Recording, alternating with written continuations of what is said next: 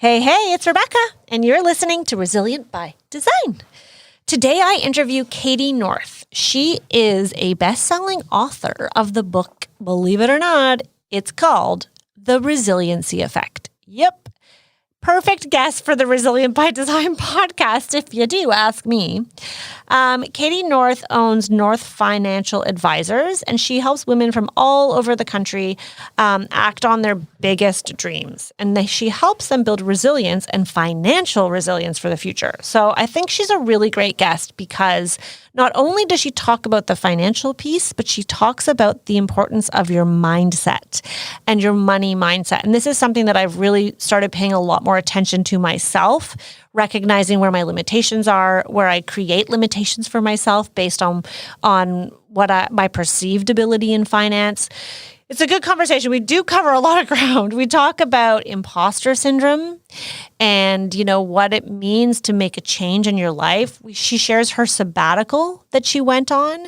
We talk about a mutual need to be busy, which I think is probably a female thing. And I just think it's a really interesting, well-rounded conversation that you guys are going to enjoy. All right. I'm Rebecca Hay, and I've built a successful interior design business by trial and error, podcasts, online courses, and so many freaking books. Over the last decade, I've grown from an insecure student to having false starts to careers, and now I'm finally in the place where I want to be. Throughout my journey, it's been pretty obvious that I'm passionate about business and helping other entrepreneurs do the same. Each week, I'll share tangible takeaways from my own experience and the experiences of other badass women to help you build your confidence and change your business. Are you as tired as I am working in a bubble? I mean, shoot. It's time to maybe socially distance with other people. That is why I love coming to the Collective Workspace. If you are someone who is looking for a little bit of stimulation, a lot of beauty, the Collective Workspace is a really great place to go. It is a co-working space for designers, architects, and builders in Toronto, and they're opening a second location this spring. They have flex workspace and offices starting at $120 a month. There's boardrooms, a podcast booth, which is where I am right now, concierge, storage, and a trade-only design library. You can find out more, or if you want to book a tour, go to thecollectiveto.com. Welcome to the podcast. We're very excited to have you here. Do you want to maybe just start off by giving the audience a little hello and let them know who you are? Yeah. So I have a US-based financial planning practice called North Financial Advisors. I work with women from across the country really to help them live their biggest dreams and make sure that the things they want to do align with their finances and vice versa. And I do a lot of work with small business owners as well, because it is really important to make sure that your business allows you to live the life that you want. And so business finances, of course, are completely intertwined with personal finances when it comes to being a business owner. And that's part of what I specialize in. Oh my goodness, you're speaking like the thing that no designer wants to talk about. Because it's so interesting. We have a membership.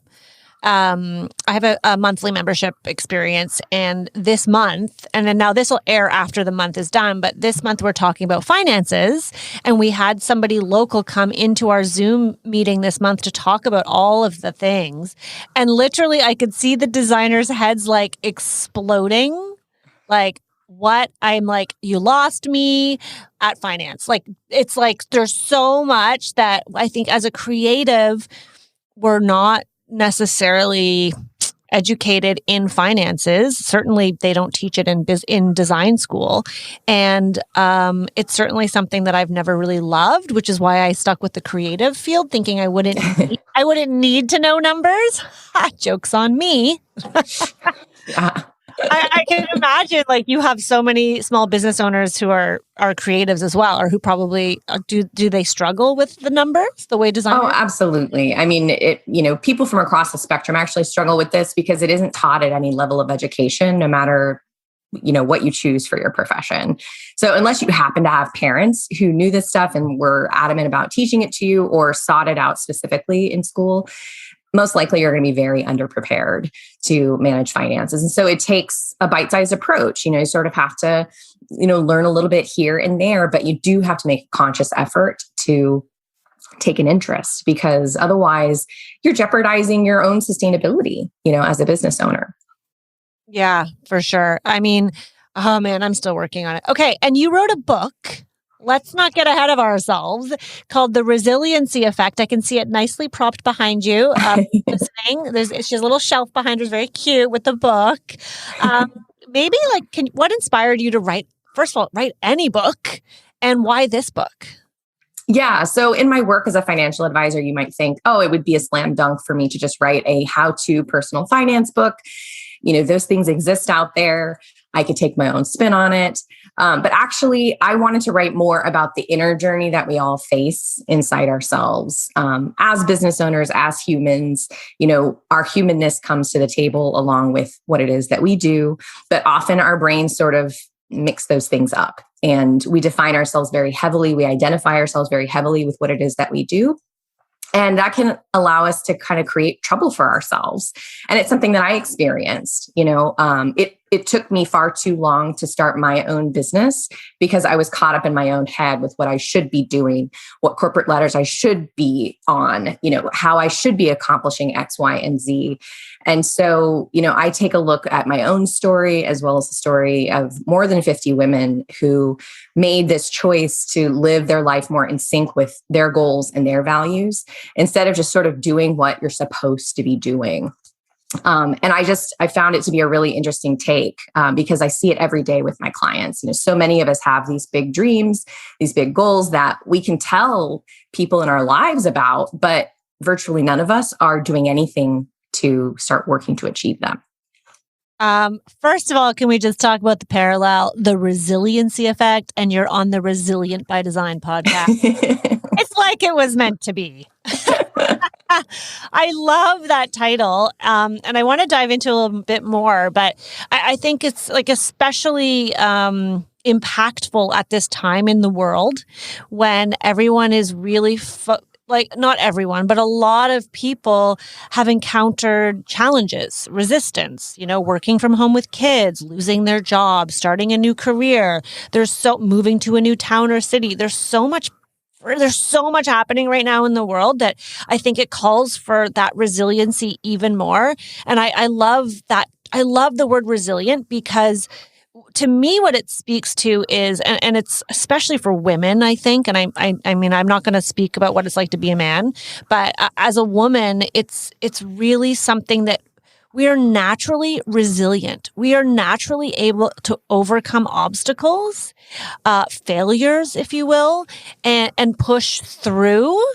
And that's what I think is so phenomenal about, the time that we're in, actually, because I think it's a great opportunity for people to reinvent themselves and to push past those boundaries, right? That they maybe are holding themselves back. I saw something so good on Instagram the other day, and it was basically like, it was this artist, this Carla Colson. She's this Canadian photographer in Paris. And she has these beautiful photographs of women, and then they're holding bunches of flowers. So you never see their face. And there's a story behind each woman. And the one that I looked at yesterday talked about how, only you can hold yourself back.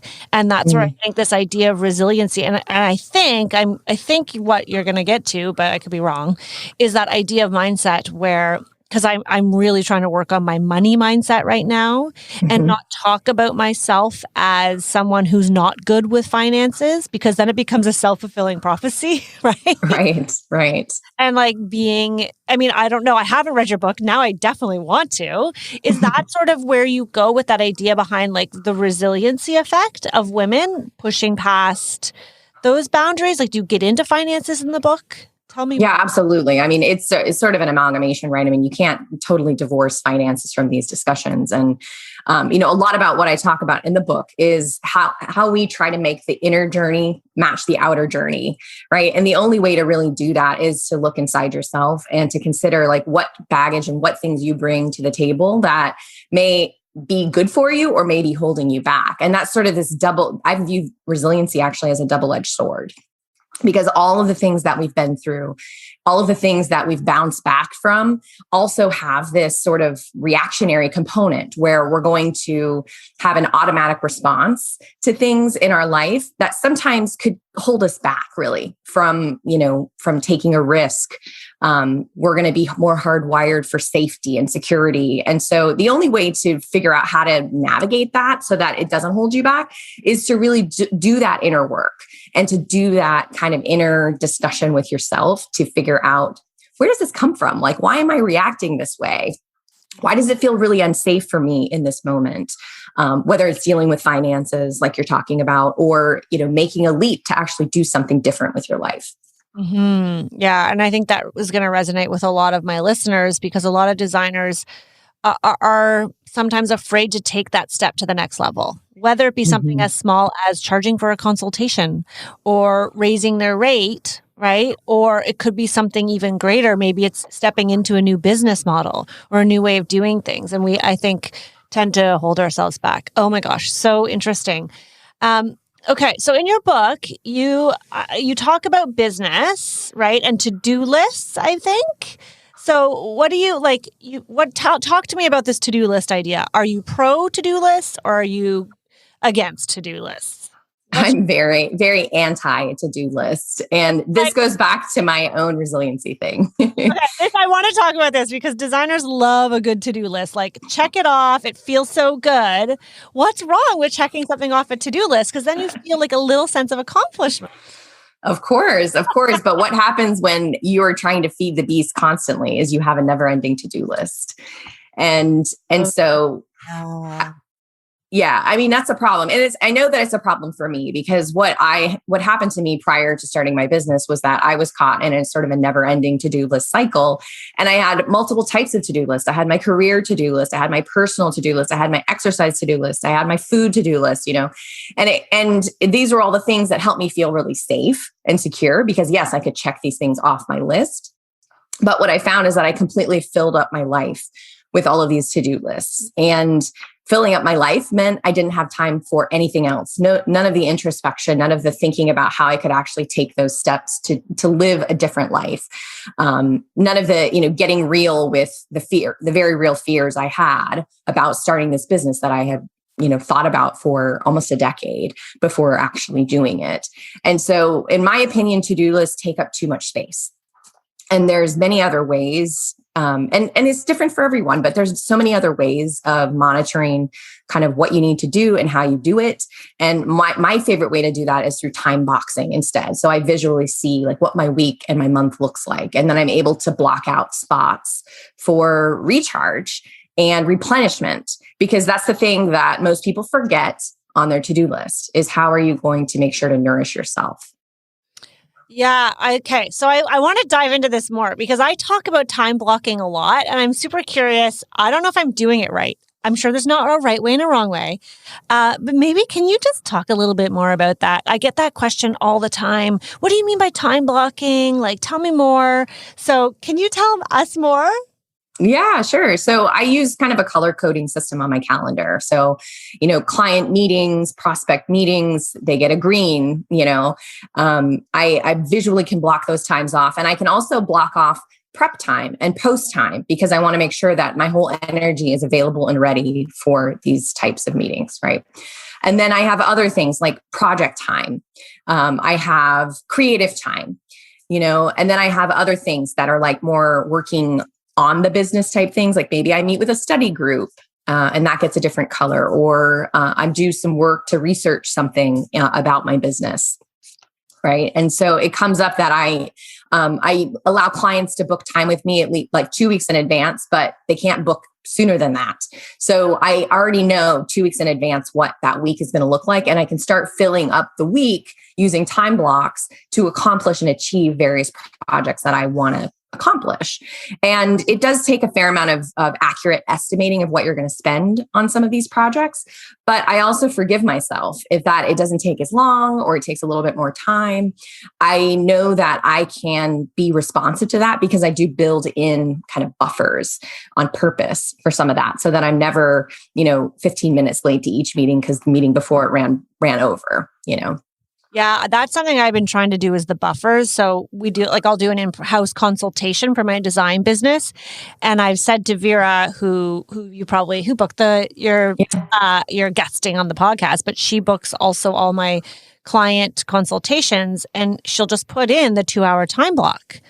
But I finally realized why I'm so stressed out because I have not put in any travel time. I literally have to get in the car and I have to drive there. So to designers who are listening to this, put in your travel time on both ends and block it off. Even if you manage your own calendar, I have someone else helping manage my calendar. So I make sure that I have that in there because someone else might just invite me to a meeting, right? And then you're constantly trying to shift things. And like you say, especially right now, oh my God, the Zoom, because you're just sitting there. It's easy to end one Zoom at 12 o'clock, start the next one at 1. Absolutely. Whereas it used to be, okay, well, I can meet you at 2 because I'll be coming from the office and you mentally would prepare to get places.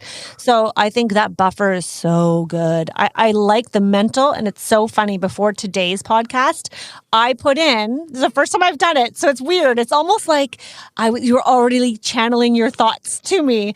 In advance of us meeting, I put in a half an hour time block because I have to come to the podcast studio here and set up. And sometimes there's technical stuff I have to troubleshoot.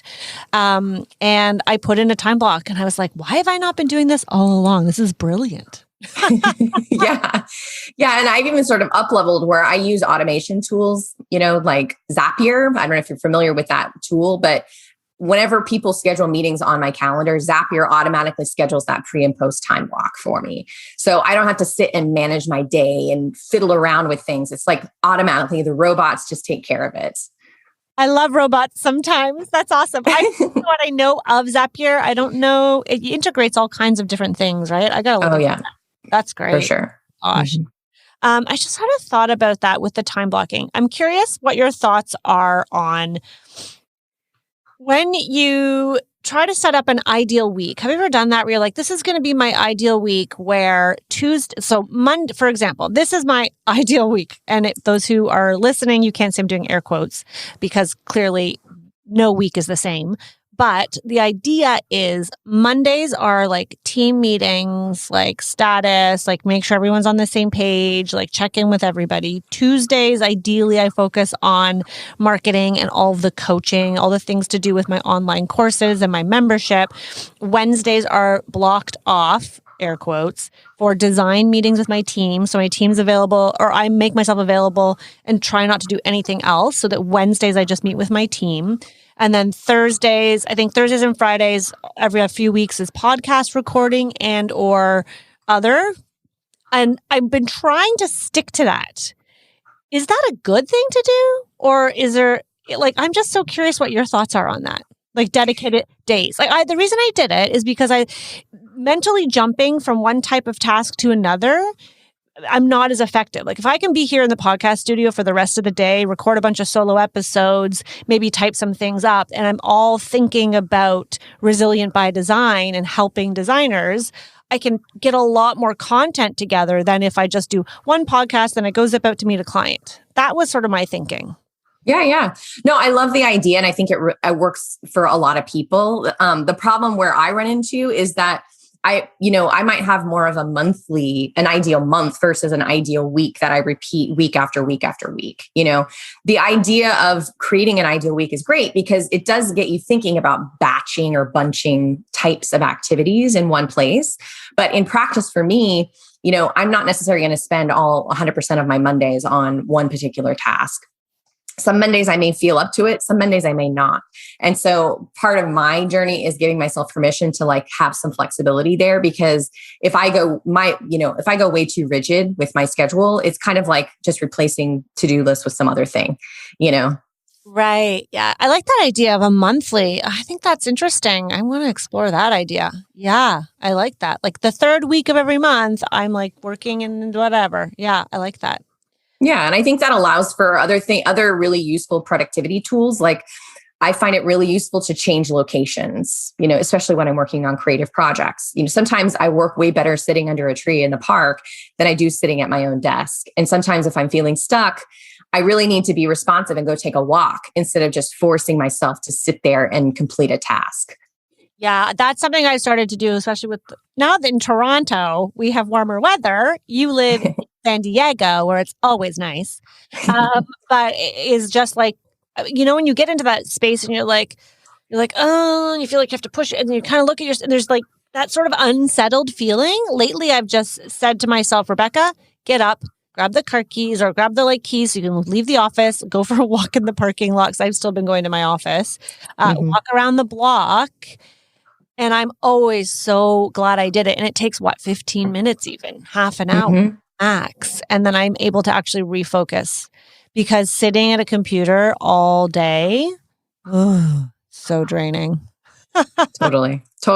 Yeah. And I think we can really, like, if left to our own devices, sometimes we use it almost like we have to whip ourselves into shape or we have to, punish ourselves and just to get it done, and I kind of, in my own life, like I've stopped doing that because it's just not useful. But it is so easy to do, so easy for all of us to do. And again, that's that to-do list creeping in again, right? It's like, but I just have 3 things left to do and then I'll get to wherever it is. Then I'll be done. But then it might take you 2 hours to do those 3 things versus half an hour if you're like fully mentally with it. Yeah, man. So many things. I think in the pandemic for designers, especially, it like we're used to being out and about. Like we're not like that fuels creativity is being in a fabric showroom, seeing the new fabrics that have come in, like meeting a client on site, going to pick a slab, showing up at a job site, popping in to have lunch at one of the vendors' cafes. And now we're all just kind of in our little room. And it's really hard, I think, for a lot of people to feel inspired creatively, as well as we're just getting that fatigue of the same, like sitting in a chair, the same type of activity. I've definitely felt it. And I get to leave my house every day and go to my office. And I know most designers are working from home. So I feel it. Okay. You also talk about coping mechanisms. I'm really curious about this idea of coping. Like, do you want to maybe explain what a coping mechanism is and how, like, you mentioned this is something that you can unlearn? Yeah. So, I mean, I think a big part of everyone's inner journey is figuring out, what are those things in your life that you need to unlearn, One big thing I had to unlearn is that being busy equals meaning I'm worth something. Right. And that's exactly the way I live my life. It's like the busier I was, the more I felt like I was worth something, accomplishing things. And that was like my source of self-esteem. Right. And that was a coping mechanism that dated back all the way to like the way I grew up. It's something I learned. Our parents. We blame our parents, obviously. I can relate to that. I always was like, it was the type of thing. I grew up in a house where my mom was always like, you need to be doing something, you need to be outside. And so I was never allowed to like watch TV on a sunny day. And so now to this day, I feel unsettled if I'm being lazy and it's a nice day outside. Even though I don't have energy, I don't want to do anything. Like it's been trained in me that it's not okay to relax when the weather is nice. And then when there's a rainy day, Cady, I'm like, oh, yes, I'm allowed to relax. How do I unlearn that? Like, I want to be able to relax in the sun too. Absolutely. I mean, for me, I'm a big fan of sort of figuring out the opposite. What is the opposite thing that you could do? And so for me, what I ended up doing is when I left my corporate job, I took a sabbatical for 6 months and I said, no work, no responsibility, no accomplishments. And it was really hard to adjust because I think my second day into my sabbatical, I woke up one morning thinking I was going to do a little light stretching or yoga. And I looked at my floor, my wooden floor, and I found a scratch on the floor. And immediately my brain was like, I've got to fix the scratch. I've got to figure out how to do this. What else do I have to figure out in this house? It's like my brain automatically tried to figure out some new things to do and fill up with my life, right? And so it was hard to let go of that, but it was a daily sort of lesson in, okay, I have no responsibilities today. I have no to-do list items. I can be a human being instead of a human doing. And slowly I began to learn that was okay. And that I was able to stick with that, right? I was able to stick with those feelings and understand all of that during my sabbatical so that it could create lasting change in my life. And that's an extreme example, obviously, because not everybody can just take a sabbatical and drop everything. But you can find microcosms of that, of like figure out, what's a way you can train yourself to just say a mantra the next time that there's a sunny day, but you don't feel like going outside. Like, it's okay for me to be calm and rest right now. Okay, let's just repeat what you said because that was really good. It's okay to be a human being, not a human doing. Love that. For you sure. need to trademark that, girl. That's good. Oh my gosh, I feel like you're speaking to me, and I'm probably every woman listening to this podcast right now. I do think it is more of a female thing. I know I'm stereotyping. I do have family members who are male who are like doers, but my husband is not the doer. And like, it drives me crazy that he'll just sit and put his feet up and there's just a mess all around him. Like, to me, I can't relax until everything is tidy and in its place. And then I try, like you say, I do try to fight. I try to do the opposite. I'm like, I'm just going to leave it. And then I feel like I'm just never fully relaxed. But the sabbatical, oof, that's hard to do. Yeah. So hard to do. Yeah. It's funny, I'm about to go to the cottage for the weekend, and it's my in-laws' cottage, and my mother-in-law is like the ultimate doer, that it's so unnerving when you're there to relax. And maybe it's because I feel this insatiable need to be doing, that when I'm trying to relax and someone is doing around me, I can't relax. Like, I cannot. Whereas my husband it doesn't even faze him. He doesn't even notice. Yeah. Like chilling with a beer, and I'm sitting there trying to read the magazine, and I feel guilty. I feel guilty that I'm not sweeping the deck. I feel guilty that I'm not, I don't know, coming up with some like surprise snack. Like, I just want to relax, but I feel guilty for not doing because it's been ingrained in me to do. Like, that is a hard one. Yeah. I mean, I can definitely relate to that. I mean, I'm kind of an empath. I'm kind of picking up that you're that too. It's like you sort of are looking around everyone and trying to take the temperature of the situation so you can figure out how you should act and respond. And I mean, that's another aspect of this unlearning that we can all take a look at. It's like, first, let's observe what is happening in those moments. And then let's figure out, like, is there some kind of behavior or response that I should really unlearn here because it's not serving me anymore? And maybe in those moments, like, you could take a walk and leave the living room and just kind of be with yourself. And, that could be the opposite thing that you do, right? I'm totally going to do that this weekend. Peace out. I'm taking a walk. Cady said that's what I need to do. You go crazy sweeping. You know what? It's so true. And that I think that to be an empathetic person is a great asset, but it can also be what's the opposite? It can be very challenging. And I'm extremely empathetic to sometimes to a fault in that, and especially, and as for designers who are listening to this, when you can empathize with your client sometimes too much. And I just recorded a podcast about this where, sometimes we tend to give in to our clients. We give them everything because we feel for them. Oh, they're stressed out. So now we're stressed out and their stresses come on to us and the contractor. And instead, and what I'm sort of making this parallel here, but what I've been trying to do lately is say, hold up, Rebecca, this is not a life or death situation. Yes, the client is upset. Let's talk to the contractor. The paint is bubbling, but it isn't something that can't be fixed. Because as that empathetic people pleaser, I'm like right there with the client, and then I'm getting frustrated. It's like, no. Like, their emotions, I can't let their emotions kind of overtake my ability to respond to the situation. Yeah, absolutely. I mean, protecting your energy in those moments is really important because if you're drained, right? You're not going to be able to serve your next client, the current client that you're working with, your family who calls you needing something later. I mean, it is really important to protect your energy. And it's the same thing with business and your finances, right? If you are not pricing your services appropriately or not charging for things you should be charging for, you're depleting yourself in ways that can't really be recovered. And that means that each progressive interaction you have, you're kind of less and less yourself. Yeah, I know. Well, you lose yourself a little bit, but I think that's a really great advice, is to just sort of take stock of what's going on. I think that's usually the first step, right? Understand, like, recognizing you have a problem is the first step in solving the problem, or something like that, right? Yeah. So if everybody can't take a sabbatical, how long did you take your sabbatical for, and where did you go? So it was originally supposed to be a 6-month sabbatical, and I had no agenda, no location, no travels planned. In fact, I didn't even know what I was going to do once my sabbatical was over. And so, I just told people that I was taking a sabbatical because that helped me feel better about quitting my job. It's like when people ask you, what are you doing now?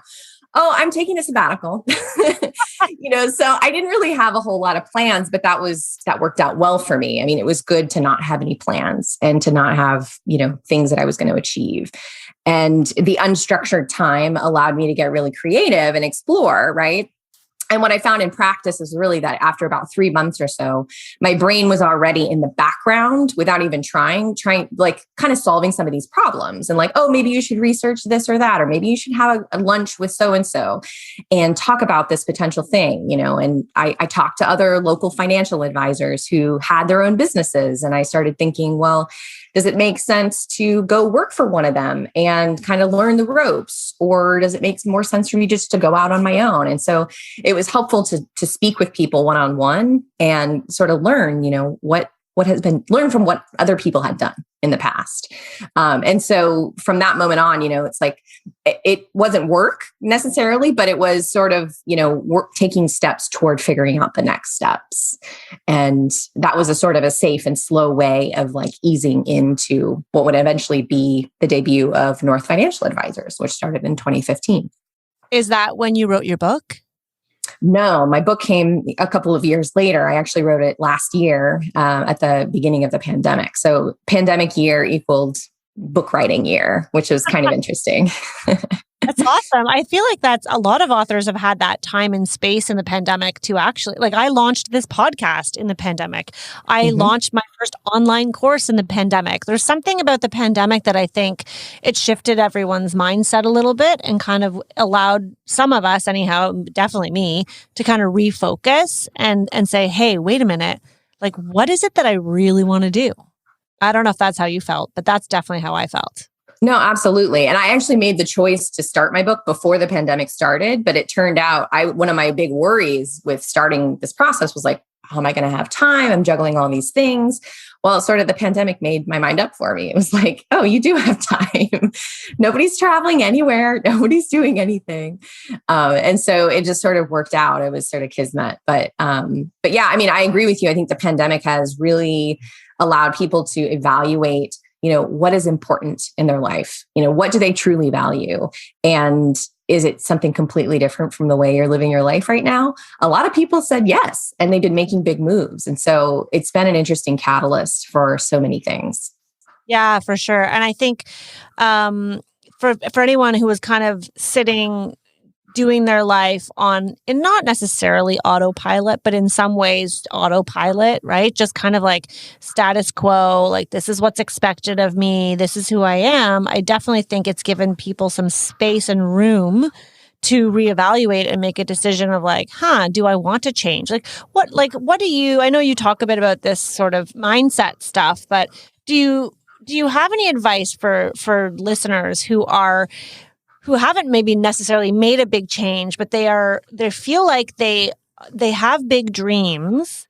They're maybe afraid to make a change, or like, I know for me, like I spent a decade building my interior design business. And so for me to start a podcast and then to launch online courses and to start coaching interior designers on business, that felt like a departure from the path that I was on. And it was very scary. Now the pandemic, and I'm very driven, so I might be an exception to the rule, but I think there's probably others out there who are on a path and think, this is good, but like, I don't know. Do you have any advice for anyone who might be in that position, who's looking to make some change in their life? Yeah. I mean, so this has actually been studied as a behavior called the status quo bias. All of us have this sort of fear about making changes, making big moves, because fear means that we could potentially fail, right? And if we could potentially fail, then why try? And that's a really common theme for a lot of people. It's like they're scared to try something new because trying could mean failure. And so I think the first step is really to look at, okay, where is this fear of failure coming from? Where are these fears based in our life? And if we can sort of figure that out, we can say, well, is this true or is it not true? And would failure be the worst thing in the world? I mean, for a lot of people, failure is an absolute wonderful catalyst for figuring out the next thing that they'll end up doing. And there's so much learning and so much value in failure. And it's hard for our brains to accept that because, the negative is so scary. So I would say first, observe that. Like, where is that fear coming from? What does it look like for you? And then figure out how you can sort of talk with your brain about these fears that you have to make them subside a little bit. Yeah, it's biologically we're trying to protect ourselves. So we try to keep ourselves in what we know is safe and comfortable. But how much, I'd be curious your thoughts on how much of I'm generalizing, obviously, people's fear of failure. How much of that has to do with them failing or them being seen failing, like other people's opinions of them failing? I think it has more to do with the unknown, is that you don't really know. It's like maybe you will have to admit that you failed. Maybe that's a big piece of it. Maybe it's just you don't know what will happen if things fail, that you will have tried something, put all this energy into it, and then not gotten anything out of it. I mean, that's an important thing because people always you learn from your parents, like, well, you put this work in and you're going to get something out of it.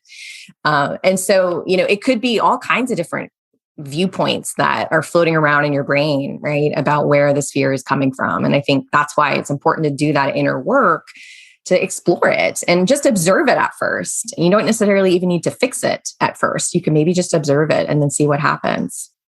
Yeah. And what I always like to say is, and this has sort of been my way in my life, is I like to just take baby steps instead of jumping off the mountain. I'll put on the shoes and maybe crawl down, but I move forward in a forward direction. Sure. And I don't know if others who are listening feel this way, but sometimes it can be really scary. Oh, I'm going to go and start a new business. Well, maybe instead of just going and starting a new business, maybe you start, I don't know, polling on Instagram. Maybe you host a free event. Maybe you kind of dip your toe in the water to build your confidence a little. I know I think a big thing for creatives is imposter syndrome. Mm-hmm. This idea that, for me, with the coaching, with the whole online coaching thing, I'm like, who am I? Come on. No one wants to learn from me. I feel like a baby, even though I just turned 40. It's amazing visions of ourselves. And I just sort of thought, well, I'm not like them. I'm not like those big, smart coach people. And it took me a while to get over, and I still have a bit of it, but to get over that imposter syndrome that, I'm not worthy. I'm not good enough. I don't have enough to provide value. And the only thing that helped me get over it was was actually talking to people, then starting to get feedback. And I'm like, oh, wow, people really are enjoying the information that I'm sharing. People are loving the podcast or my courses. I'm getting such great results. The students are doing what I say and they're making more money. Oh, okay. I guess I'm doing a good job. So sometimes I think that's how I go about it. I don't know if you have any other ideas or tips to share with people, because I know that's definitely something that holds a lot. I think creatives especially back, because creatives are very, we're not all, but often touchy-feely, right? And as a creative, so much of your worth can be tied to your work. Yeah. Yeah. It's such an interesting insight to have. And I think understanding that that's what you're feeling, like I'd never heard the term imposter syndrome until a few years ago, but then understanding like, oh, that's what I was going through when I started my design business. And I would go to like the LT, like furniture store in Toronto, and I was just starting my business, and I was like ashamed, and I felt literally like an imposter when I went and I said, I'm a designer, like, right? Like, who am I to say I'm a designer? And I legitimately felt out of place. I legitimately felt like I didn't belong. And it was like, I know this sounds so silly, but I was scared to go to a new vendor and introduce myself and give them my business cards. I felt like I had to go above and beyond to prove that I was a designer. Like now I hear myself say that. It sounds so ridiculous. But I'm sure someone's listening who's just started their business feels the same way. Like you get, like there's that nerve that kind of like, now I have no problem saying I'm a designer. Yeah. Right? Sure. I've been doing it for like 12 years. Yeah. Oh, imposter syndrome, man. So I'm very curious, and this is unscripted, but how does this sort of imposter syndrome, fear of failure tie into the finance? Because I know that for me personally, and I'm asking this question for a friend, is this idea of, I want to be like this. Let's say it's like I want to be a successful interior designer. I want to have a team, but because I'm afraid of the financials, and I know this is what I've done, is I've not necessarily grown the team probably as, I'm trying to be like positive, but like I haven't necessarily gone and hired all senior designers. I haven't gone and hired the operations manager. I haven't gone and hired whatever, because I'm so nervous and I'm so scared about money. And I'm always worried, like waiting for the other shoe to drop. I'm always worried that, well, this is great. I've got all these amazing projects right now with a great profit margin, but then come September, I have nothing. So as a result, I'll just, I'll get an intern and they can help, but then the intern can only, their skill level is only so much. And that, I don't know, like how much of this sort of imposter, again, maybe it's not imposter syndrome, but this need and desire to grow is tied to the financial. Yeah. I mean, this is something that I see all the time. Folks, tend to avoid the topic of finances. And so if they're avoiding, they can just sort of put their head in the sand and say like, I'm not doing anything wrong because I'm just avoiding it. And so I think the first thing to do in those moments where you're feeling nervous or scared or unsure about how to move forward, you want to do something, but there's the fear there, is just to get some help. Talk to someone who's a consultant who can help you be a sounding board to you and the things you want to do. And it's like I always tell my clients, right? You are the chief CEO. You're the CEO of your life, your financial life, your business. And a CEO, guess what they do? They hire good people around them to help them make decisions. And so I think it's important to have that sounding board to figure out, okay, like what are these breakpoints that make the most sense to hire into these roles? And if they're not super clear, what's a way we could do an experiment or dip our toe into the water by hiring somebody part-time in an operations role, to figure out how we get over that gap and see what happens. And so, there's this idea of widening our options. That's really hard to do when it's just ourselves in our own little head and our own little brain. But when we speak with someone else, it's so much easier to widen our options because there are so many more paths out there than we can often conceive of for ourselves. Yeah. And I think, collaborating in the sense of not necessarily doing work together, but having a sounding board, even with other creatives, like other interior designers. For me, that was really helpful when I started to make friends in the industry, that I could pick up the phone and I would call my friend Jessie and say, oh, I don't know, am I charging too much or whatever it might be. And then she was my sounding board. Or I would say, how are you? I mean, you have an operations manager. Like, what does she do for you? Oh, interesting. Oh, and you pay her that much. Oh, okay. So I'm not so far off base. And I think, I know that designers specifically, most of us work just in a total silo and don't have business partners. Most of us, I don't. Most designers don't even have employees. They might have a freelancer. And so having a community of other people who are in the same place, but then also to your point, I think, hiring people that are in roles that are very specific, like something to do with the financials. I always say the one of the biggest mistakes I think I made when I started my business is not, well, I ignored the finances, let's be honest. Like I was in debt to the CRA, which is like the IRS. I'm like, I didn't know I had to pay tax, like the whole thing. I'm out of the red though. We're good now. Took a couple of years, but I would have hired a strong administrator, somebody who could reconcile my books monthly. And I know for people who've always done that, that sounds so silly, but I'm sure there's others listening that are like, what does that mean to reconcile the books? Yep. Right? That sort of financial knowledge. And I would save all my receipts at the end of the year. I'd give them to my accountant. He'd ask a few questions. We'd file, right? Like it was, I was a small business, but I think that would have been like hiring someone who was strong on the back end would have been a game changer, I think, for me in my business. And it would have kept me out of the red. I would have had money. If I had only invested the money in the right person at the beginning, I would have had the money to then grow, I think, faster. But yeah. 2020. Sure. But you make a really good point about talking to peers, right? Because so many of us as entrepreneurs, we view our peers potentially as competition. And that is so dangerous because the truth is that we all have our own little niche and places we like to go and the people that we know in our networks and the way we approach things. And so there's nothing about it that is competition. I feel like there's only a room to gain by connecting with our peers and talking about exactly those things that you were mentioning about various aspects of the business and figuring out how other people do it and learning from one another. And it is so powerful. And it's often a neglected, thing that people don't really look at. Yeah. I mean, I always say collaboration over competition, especially as a creative, because what we're creating is so unique to us. I mean, my design aesthetic is completely different than every single one of my friends, like completely different. Right. Yeah. And it's so there were not competition and our personalities are different and the type of clients we have are different. So yeah. It's so helpful to talk to others. I mean, it's just been so powerful to me is being open and sharing. Now, a lot of the times when I talk to others about finances, though, they don't have as much to add because a lot of us designers are in the same boat. Yeah. Well, at that point, then it's like you've got to talk to professionals, right? You've got to talk to someone who's a business advisor, a financial advisor, a CPA, someone who does accounting work and try to figure out, a little puzzle of your own pieces and how they all fit together.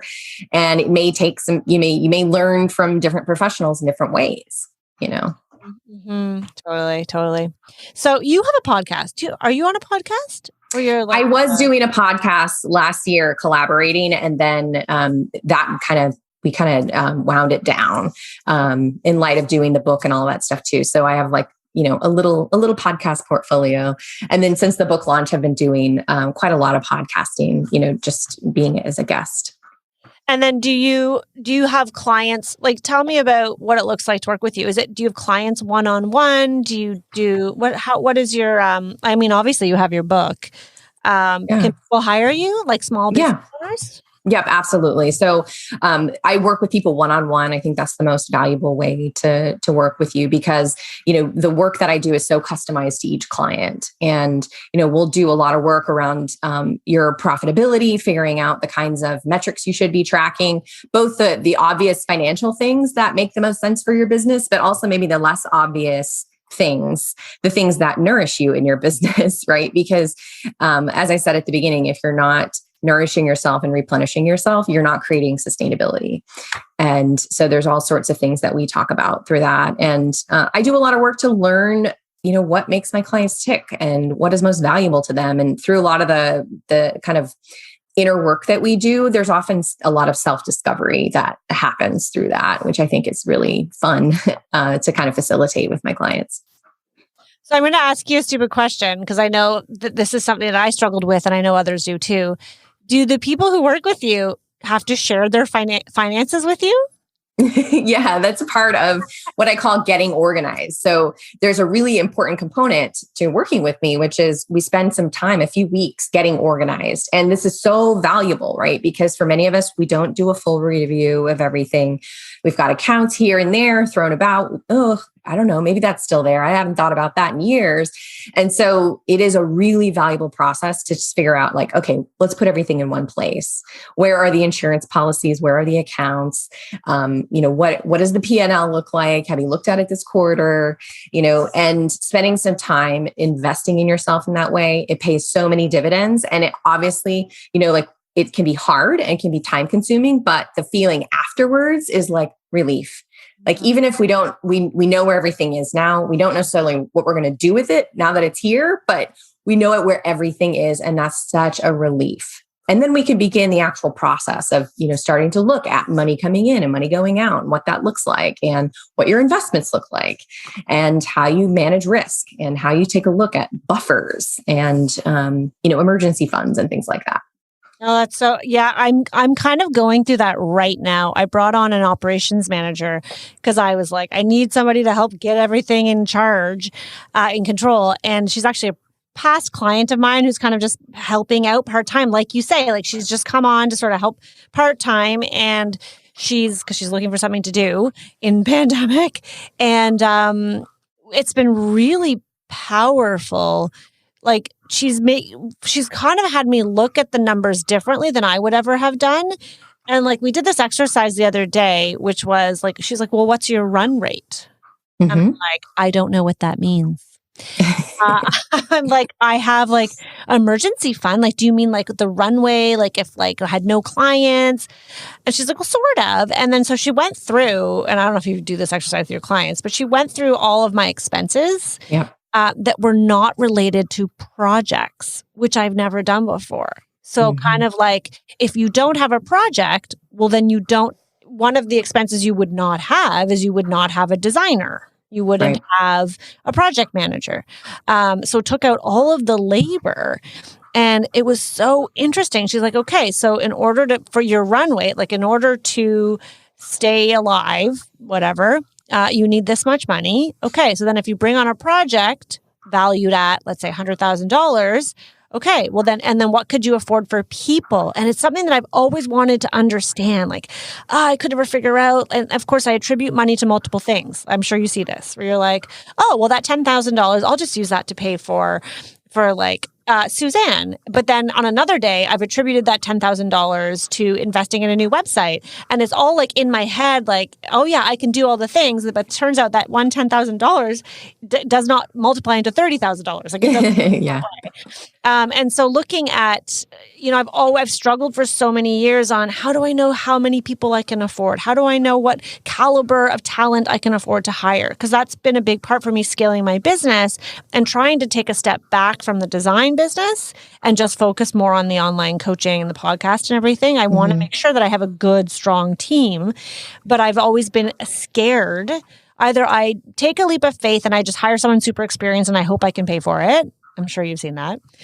Or I get scared. There's like boom bust sort of. I'm like, oh, pull back the reins. I spent too much money. So we'll just go and invest in like, maybe I don't even need somebody. We can just manage. Right. And then it's total chaos. So I'm have to admit, like I'm still trying to wrap my head around all the stuff, and seeing it in a spreadsheet really helps. Like you say, getting things super organized.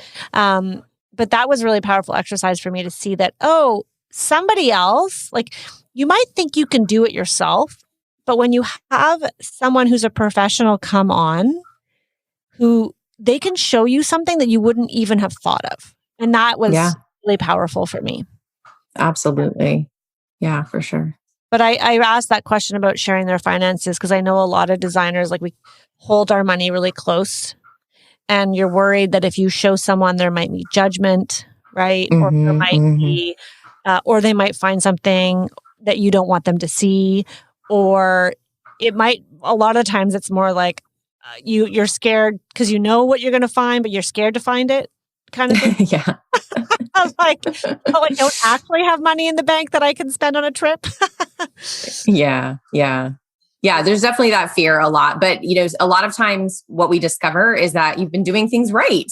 And so it's like, we focus a lot on the things that you've done right, because I think that's really important, because there's so much shame caught up in financial decisions. And so, that's one of the first things that we'll do is we'll take a look at strengths and weaknesses and opportunities and threats, to figure out like what's going well and where can we improve. And so it's never about shaming or blaming. It's always about discovery and observing, what it is that you can do. And that ends up being a really, really valuable process for folks. Yeah, it's awesome. I know that a lot of designers are going to love to hear that, because it's one of the hot topics we get all the time in our Facebook group, in our meetups, when we did them in person, in the members, in the course. Like, everyone's always asking about the numbers side. Mm-hmm. It's just something that a lot of creatives do struggle with. And I know I'm generalizing, but that's been my experience talking to designers. A lot of them ask those questions. Okay, so before we end, I always like to ask if there's any last nugget of wisdom that you want to share with my audience. I know we've covered a lot of ground today, and it's really good conversation to get people's minds really starting to evaluate and looking at their mindset and understanding where they're at, right? Because understanding where you are is like the first step in growth. Any other last nugget of wisdom you want to share? I think the last nugget I would share is that when we're dealing with all of this kind of inner journey, kind of melding with our outer journey thing, most of us don't hesitate to write down our strategies, our goals, our to-do list, right? But it's much harder sometimes for us to write down those inner journey pieces and to write out what you think is holding you back, write out what your fears are, write out what you think some of your coping mechanisms might be, or maybe goals for unlearning. And there's just so much power that I've found in just putting a pencil to paper and writing these things down. And sometimes it doesn't even have to yield a solution. Just writing it down and releasing it can be really, really powerful. And so I would say that if this is something you're struggling with or intrigued by, that maybe explore with some journaling and, kind of use that as a way to figure out what might be real, what might be a protective coping mechanism, and then you can figure out what to do with it. Yeah, it's so powerful. It's so true. I need to do that more. I do. I started doing journaling. I'm like, this is a great idea. I don't naturally, like, I do like a daily gratitude and like my top 10 dreams and goals, but I don't I need to do that. I was doing that in the winter. That's a good reminder. Thank you for that. I'm glad you did that. Yeah. My book, each chapter ends with a bunch of journal prompts. So a lot of my readers have said that this is like a really cool aspect, that they go back and they review the journal prompts pretty regularly. Oh, that's awesome. Okay. Can you tell people where they can find your book, and then where can they find you? Yes. My book, The Resiliency Effect, is available on all places where books are sold, Amazon, Barnes & Noble, etc. The audiobook is now out. We've got the ebook, we've got the hard copies. So however you choose to get your books, it's available. And then people can find me via my centralized website, cadynorth.com, spelled kind of funny. So I always like to spell it out, CADYNORTH.com. Awesome. Thank you so much for joining us today. I can't wait to read your book. Thanks, Rebecca. Okay, guys, I always love talking to people who are not designers on this podcast. I just think it's really interesting insight. It also shows you how many parallels there are between and across so many different industries, and especially amongst women. I hope you enjoyed that conversation. Thank you to Cady for joining us today. Go check out her book. I know I'm going to order it. Resiliency Effect. I mean, it's all about being resilient. And now I have a special request for you. I am in the middle of redoing my website. I really would love your feedback. This is like a shameless request not even shameless. I'm not promoting anything because the website's not even done. But I would love for you guys to go check out RebeccaHay.com. Let me know like what's missing. What do you think I need to include? Especially for people who don't know anything about me and haven't listened to the podcast. There are probably features and elements that I don't see that you guys would immediately know. Let me know about the resources that are there too. There are some free downloads, but is there a resource missing? Is there something you would like me to share? And if so, what is it? Let me know. Go to RebeccaHay.com and then just send me a DM on Instagram. It's usually the best place to find me at Rebecca Hay Designs. You could also email us, info@RebeccaHayDesigns.com, I suppose. Yeah, I think that's it.